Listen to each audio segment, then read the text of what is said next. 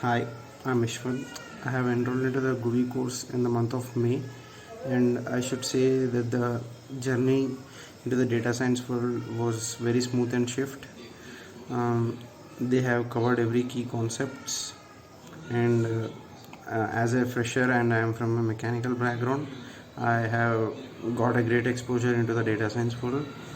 And coming to the key concepts they have covered pandas, MongoDB, ML, and everything NLP.